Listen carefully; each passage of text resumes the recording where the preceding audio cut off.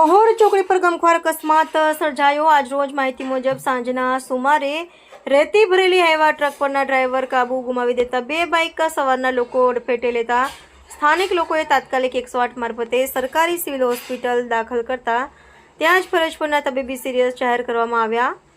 મળતી માહિતી મુજબ બાઇક સવાર ચાલક કુબેરજી અને મેનીબેન જે રંગપુર ચડા ગામના હોવાનું માહિતી મળેલ છે। વડાલી તાલુકા પ્રમુખ શ્રી સુરેશસિંહ સોલંકી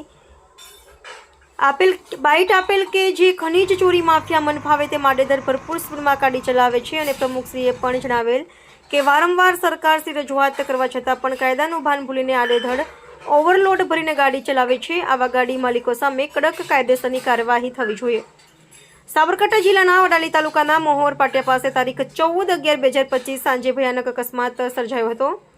ધરોઈ રોડ પરથી GJ09 AU 6372 રેત ભરેલું ડમ્પર ફૂલ સ્પીડમાં આવતું હતું અને GJ18Q 9060 એક બાઇક ચાલકને અડફેટે લીધા હતા અને જ્યારે GJ09 EA 1100 બીજું બાઇક સાઇડ પર પાર્કિંગ હતું તેને પણ અડફેટે લીધું હતું। આવા ડમ્પર ચાલકને ગેરકાયદેસર ખાણ ખનીજની ચોરી કરીને ઓવર સ્પીડમાં ચલાવ્યું ડમ્પર એક બાઇક ચાલકને અડફેટે લીધા હતા અને બીજું બાઇક સાઇડ પર પાર્કિંગ કરેલું હતું તેને પણ અડફેટે લીધું હતું।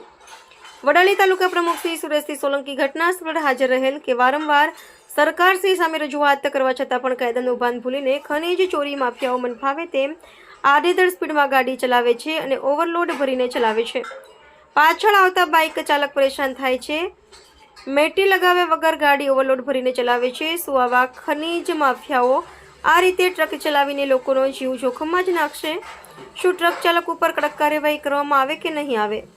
લોકમુખ્ય ચર્ચા એવી ચાલી રહી છે કે ખનીજ માફિયાઓ સામે કાયદેસરની કાર્યવાહી થવી જોઈએ। રિપોર્ટર અલ્પેશ રાવલ, મહેસાણા। મારું નામ સુરેશસિંહ સોલંકી।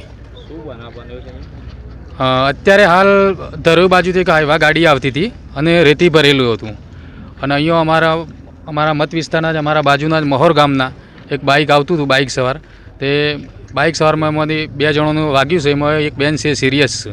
ખરેખર આ ખનીજ માફિયાઓએ માજા મેકી દીધી છે કે અને એટલી ઝડપ હોય છે કે જે અહીંયાથી ટરબા જતા હોય છે તો ટરબાના ઉપર જેના નિયમ પ્રમાણે ઉપર જે ઢોકવું જોઈએ ઉપર મેટી પાથરવી જોઈએ એવી મેટી પણ પાથરતા નથી અને પૂર જસમાં અહીંયાથી જતા હોય છે। અત્યારે 2 બાઇકોવાળાનું વાગ્યું, 2 બાઇકોનો અડ્યું છે। એમાંની એક બાઇક સવારમાં એમાં 2 જણોનું વાગ્યું છે, એમાં 1 જણો સિરિયસ છે। ખરેખર જે આ જે ટરબાવાળા છે એના કાયદેસરની કાર્યવાહી થવી જોઈએ।